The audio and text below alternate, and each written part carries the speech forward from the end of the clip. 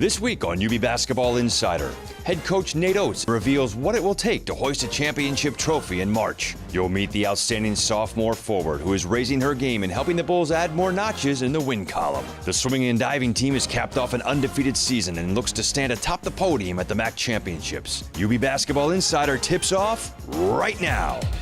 You will take it! We didn't give up, we kept fighting. Every single possession! We just got to figure out a way to win a game. Basketball fans, on your feet. Here come your Bulls. Stolen by Bathenberg, dunked for the right hand. Flashy no-look pass over to Summer Hemphill. Wilkins three, good. Ray the follow dunk. Sensational move from the freshman. And we welcome in UB men's basketball head coach Nate Oates to the UB Basketball Insider Show. Next up for your team, Nate, on the road Tuesday, Mount Pleasant, Michigan against the Central Michigan Chippewas. Another one of those tough MAC West road trips for your team. All of these are learning steps, right? Just being able to go on the road to a tough place and come away with a win is a little bit of the goal this week, isn't it? Yeah, you know what? I mean, we had a stretch of 4 out of 5 on the road. You know, we lost the one at Kent, which, you know, I think we need a little bit of a wake-up call. We'd been not playing our best basketball, so hopefully we just needed one wake-up call and we can get back on a road winning streak again, starting with Central and then go from Central to Northern. And then, you know, then we got, I think 4 of the last 6 are at home, which would be nice. As you hit the sort of symbolic midway point of the MAC schedule, what have you learned about your team? What do they do very well that you think will benefit you moving forward? And what are some of those areas that you know you need to get better at? Well, I think we play great on offense when our defense is rolling. So, you know, the second half against Kent State, we gave up 48 points. Our points per possession against Kent State defensive-wise was the second worst game of the year. You know, when our defense is not where it needs to be, then we've got a chance to get beat, and that's what happened at Kent State. So we got back to blue collar. We as we can see on the shirt, our blue collar points as a team total was awful at Kent State. We got to get that thing back. The highest, like the winner, only had 11. We've had guys pushing 30 before, so that's just not who we are. We got to get back to where we're taking charges and getting on the floor for loose balls, getting rebounds, deflections, all the stuff that matters. And when we do that, our offense, we run off our stops, and our offense looks really good. So, you know, I think we got to get back to our base, and if we stay grounded and stay with our base, we're a pretty good basketball team. You know, I think everybody sees the points that your team has scored. They see the fact that you like to run. They see all the outstanding shooting that we have seen throughout the course of the year. And I think it's interesting that from the coach's perspective, none of that is happening without the defense that leads to it. And sometimes maybe that's not what people think. It's very interesting that your focus is always on your defense because you know it leads to all of that. Yeah, I mean, our roster's talented enough, and we've instituted what we want to run offensively. You know, we're going to run, we're going to get it out, but it's so much easier to run off a miss, you know, off a deflection, off a long rebound, off a rebound period, that just the better we are on D. And even like the Golden State Warriors, they're a great offensive team. Everybody talks about their numbers, but they're one of the best defensive teams in the league too, and that's how you're able to run. So we just keep preaching it. Hopefully, you know, the one hiccup we had there at Kent State, we'll learn from that and learn if our defense isn't up to par, then we're not going to get wins. So let's keep our defense at a high level, and if we do that, I think we'll be pretty good here the second half of conference play. You talked about the Blue Collar Award, and one of the guys who has been one of the more prominent winners of that is the guy over your shoulder, and that's Jeremy Harris. Again, coming in with a reputation as a sharp-shooting, fill-it-up offensive player, has his defense and hustle surprised you? Yeah, I mean, it's come a long ways. You know, we tried to sell him on the whole Kawhi Leonard comparison. He's long, 6'7", athletic, can cover ground. Maybe not the strongest guy, but he's more than capable of being a stopper. And, you know, he can get those deflections. When he gets deflections, we get out. He had 14 rebounds in a game.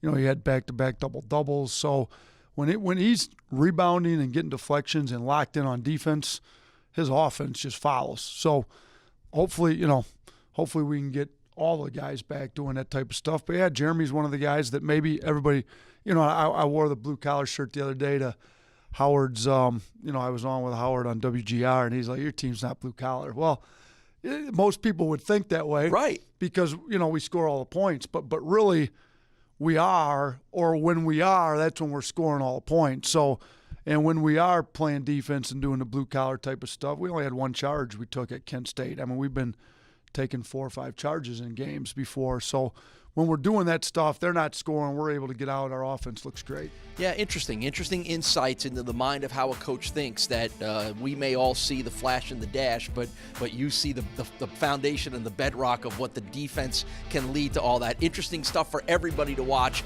as we get all those home games coming up for Nate's team. Nate, appreciate the time very much. Thanks, Paul. That's Nate Oates. He's the UB men's basketball head coach. It has been a great start to the season for the Bulls, a hot start for the Bulls. Let's take a look. It's brought to you by ECMC. Put your lighters in the air. We going all out for the night.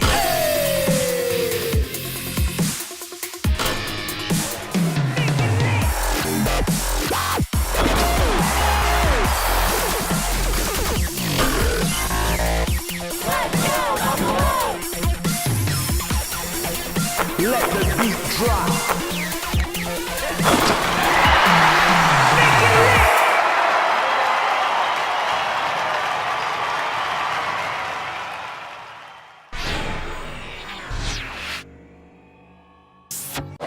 Bulls fans, Blackout Alumni Arena on Tuesday, February 13th when UB men's basketball hosts rival Kent State. Make sure you arrive early because the first 4,000 fans will receive a rally towel courtesy of AMF Bowling with long-range threes and monster dunks. You don't want to miss a minute of the action. Get your tickets, wear your black, and get ready to make Alumni Arena loud. Tip-off is at 7 p.m. To order, call 877-UB there or visit UBBulls.com.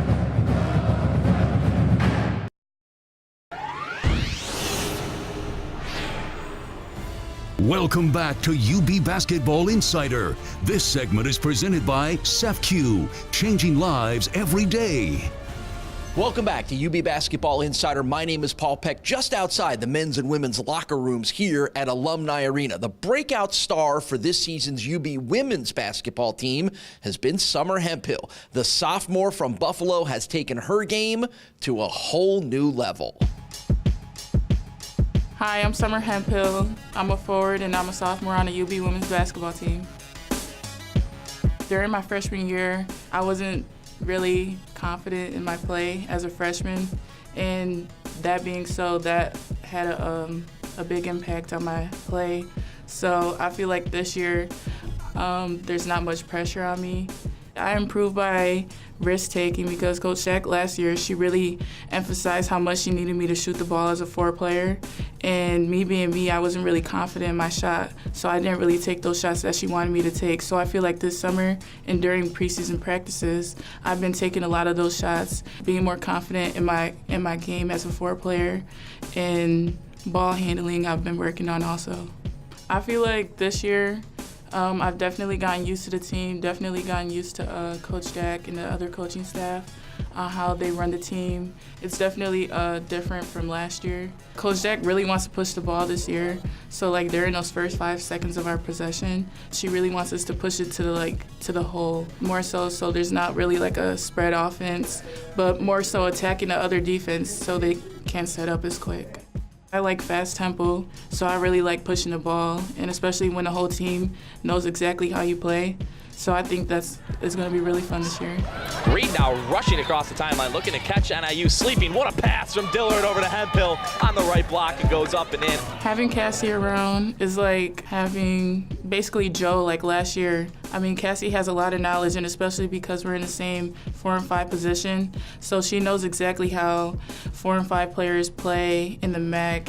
She gives a lot of info, especially on posting up, because in high school I never really posted up. So she definitely taught me how to post up, big arms, big L's. I think this team will be one of the best teams I played on personally because there's so many leaders on the team. I've never been involved with a team with 5 seniors. Even though I haven't been here for as long as the older players or Coach Jack, I think the community is finally noticing how much of an impact Coach Jack is having on this program and how hard she's working to get this team to be #1, not only in the MAC, but trying with some games in the NCAA tournament. We would like to reclaim and advance this time. So not only reclaim the championship, but advance and win a few games in the NCAA tournament. And with me now is UB women's basketball head coach Felicia Leggett-Jack. Let's talk about Summer Hemphill. What has she done to raise her game to another level in her sophomore season? Her confidence is just growing. I just love that she's starting to feel good about the shot she's taking. I always asked her, I don't care if you make the shot, I need you to take the shot, because the more you take them, the more they're going to stretch the defense. It's going to open up our middle for Cassie. And not only she's taking the shots, she's making the shots, and she's running the floor like no other. Let's take a look at another challenging stretch of games here for your team later today on the road at Toledo. Rematch of a game from a couple weeks ago where you won 87-69 and you had Sierra Dillard set the career high with 30 points. How do you approach a rematch like this? Well, you got to look at it as a first time playing them on their home court. They average about 4,700 fans, and that's really tough. That's going to be tough for us. We're going to have to really not just have Sierra do her due diligence, but we have to get Cassie a little bit more involved, and Stephanie got to have a better game, and Summer got to run the floor. Yeah, let's hope you get 4,700 people here on Wednesday when you come back, and I know we're getting close to that point. Kent State is here on Wednesday night. It's a 7 o'clock tip-off. The challenge for the Golden Flashes is one of the top scorers in the MAC in Jordan Korenik. She is number 3 in the conference. She knows how to get to the free throw line. She just has a knack. You know she's going to go right. You know she's going to drive the ball. But that last second, she just do something different, and you foul her. And our goal is to not foul her and not put her on the line and make her find out how great her left hand is. Well, last Saturday was one of the most entertaining basketball games I've ever seen, and it was your win in overtime over Eastern Michigan, 97-92. It had a little bit of everything in it, and maybe from your perspective, a little more stress than you would like to have dealt with, but it was a super fun game to watch. Well, we're our fans. You know, the last 2 home games, the Toledo game, the Eastern Michigan game, the coaches from the opposing team texted me and said, your fans are awesome. When you get fans like that, it's really hard because you can't really hear. My challenge is to get the fans to come on a consistent basis. And, you know, we are not maybe the viable option here, but I think that when you come to our women's basketball game, you're going to stay locked in and want to come back over and over again. I think that the reason why we propel ourselves over that Eastern Michigan game is because our fans were unbelievable. Yeah, it was the most points scored by UB women's basketball team since 1996, and it was really an amazing back-and-forth game. And somewhat lost in all of that, because it was a little bit anticlimactic, was Stephanie Reed on a free throw getting career point 1,000. Well, that's what she does. You know, the game's on the line. She's on the free throw line. You know she's going to come through. And it's just the way she's been for the last 3.5 years. Free throw line, either a jump shot to win a MAC championship, free throw line, hit the shot to take us over to the point where you can't, you know, beat us because we've scored that free throw to help us win. So I just think that Stephanie Reed's a special player, and she's going to – it's just kind of poetic justice that she hit that shot at the free throw line. Yeah, this past Wednesday may have very well been a preview of the Mid-American Conference Championship game in Cleveland in a month or so. When you went on the road at Central Michigan, you come up short, losing by 7 points. But what did you learn about your team matching up with the best in the conference, and what does your team need to do to be the best in the conference when it really matters? The takeaway is Summer Hemphill, 15 points, 10 rebounds, 3 assists, 3 steals. 3 blocks. I think she's realizing she can play against the best of them. We didn't get, although Sierra and Stephanie both had 20 points, I think that we didn't get the best of them. We certainly didn't get the best from Cassie. Cassie has to show up for that game. There's no way you can win a game when they have their foundation scoring double-double and we have our foundation going 3 points and 2 rebounds. I just think that she got frustrated. And once we get her to really realize that no matter how her bad is better than most good, and we need her bad to be out there in an aggressive kind of way. So yeah, well, you'll get your rematch with Central Michigan. It'll be here coming up in the month of February. We're looking forward to that, and I sense it may not be the last time you see the Chippewas before this whole thing is done. One game at a time. We're really focused on our next one, so I think that they're doing a great job. I think that we're doing a wonderful job for our conference because our goal is to get more than one team in the NCAA. All right. Hey, Coach, thanks for the time. Thank you so much for all you do. Go Bulls. Coming up, an undefeated MAC season has the women's swimming and diving team looking good as they head towards the conference championships this month. UB Basketball Insider will be back after this.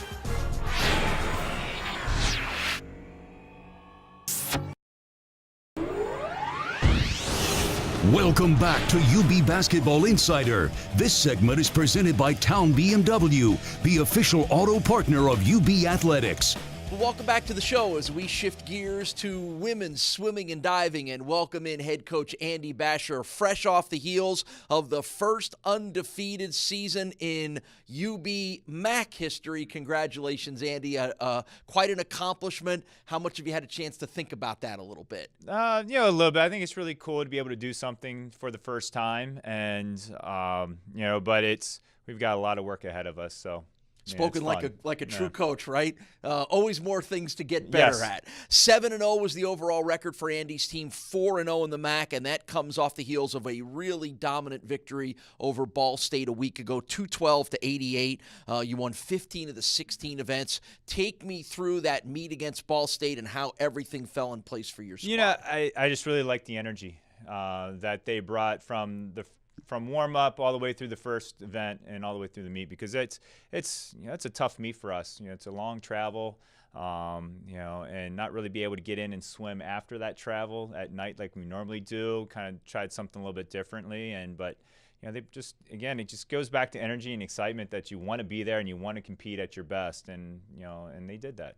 Swimming is such an individual sport by its nature, but to have a collective team achieve what your team achieved this year and to be able to have that sort of prize of finishing undefeated, did you sense any change in the attitude of your team going into that? No. I mean, we are an individual sport, but just like everybody, you need teammates to be successful. And they have to, they really rely on one another. And it's just fun to, whether we swim really good, really bad, to me, I want them to have fun while they're doing this. And I want them to be able to, kind of shake it off but then get up and smile for their teammates. Well, be excited for them. We know one of your performers that had a lot of fun was Andrea Ernst, UB Athlete of the Week, following 3 race wins against Ball State. What has Andrea done to elevate her performances? Yeah, she's just been really consistent. I mean, she's just, I know at practice we're going to get everything that she has, and she's been really consistent this year. She's been healthy. This year as well has really helped her stay strong and stay in the pool, and really, we're seeing a lot of great results out of her. Yeah, she'll have one more chance to swim here at home, the final meet of the season. It comes up later today, a 1 o'clock start against Cleveland State. It's your senior day meet, and not only is it a chance to celebrate your seniors, but to get everybody ready for the MAC championships. Yeah, I mean, it's senior day is always a special day. The things that the team does for the seniors leading up to it and at the meet, and just the smiles and them just having a great time, knowing that this is going to be the last time racing as a team in this pool is just awesome. And we've got a couple of things that we need to see, to get ready for Max, but just excited to have fun. Yeah, obviously finishing overall in the Mid-American Conference, a chance with a victory today to be undefeated completely overall. I would sense that you like where your squad is heading into the MAC championships, which come up later in February. Yeah, really excited about it. What is it that they have done so well that will prepare them to maybe add another championship? Well, I mean, they've just been really consistent in the water, and I think that's really key. They're bringing, consistent, and we're being able to elevate our training week by week. So, pretty much a lot of the training's done. It's going to be a lot of resting here soon. All right, last meet today, 1 o'clock right here at Alumni Arena for Andy Basher's team against Cleveland State. Of course, the MAC championships come up. They'll be on the road at Ohio starting on February 21st. Congratulations on an outstanding season, Andy. Thank you very much, Paul. Coming up, the UB football team has a new strength coach and a ton of energy as the offseason workouts begin. UB Basketball Insider returns after this. For nearly 100 years, ECMC has brought hope and healing to Western New York. I'm living proof, and I couldn't be more grateful. Like cancer, we all hope trauma will never happen to us. But when it does, we can rely on ECMC to always be there. I hope you join me to be there for them and help them build their new state-of-the-art trauma center and emergency department. Visit supportecmctrauma.org to help learn how you can support life-saving care.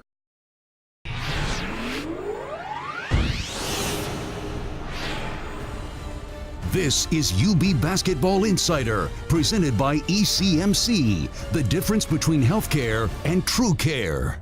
Welcome back to UB Basketball Insider, but it's time to talk about the football team because they are back to work starting their winter conditioning program under the watchful and enthusiastic eye of a brand new strength and conditioning coach.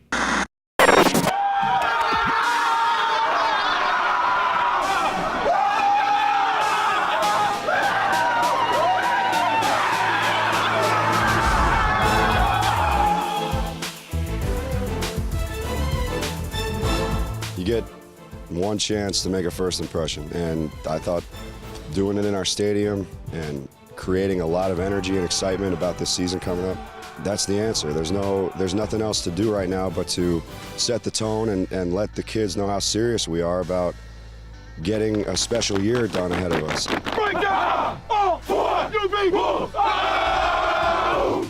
This year! Yeah, I mean, it was good. It was exciting, making it, our senior year for some of the guys. We just want to really make our presence feel known. And, Coach Lou, with the energy he brought today, we're excited for what's to come. I have not had a first day like this. It was really unique, and it was a really great experience to come out here and really get juiced up. I could definitely feel the passion that he's bringing to the table. These guys are ready to work already. I mean, this is by far the biggest first day I've had since we've been here. Everybody's coming out here energized. I mean, I was ready to get out here once the season ended. Once we didn't get that bowl bid, there's no tomorrow, and the season already started, so we have to get after it every day. These kids are so ready to go. It's almost effortless on my end because they're just ready, and you got to hold them accountable. But I'm very impressed with day one with just the energy and the attitude. It was contagious.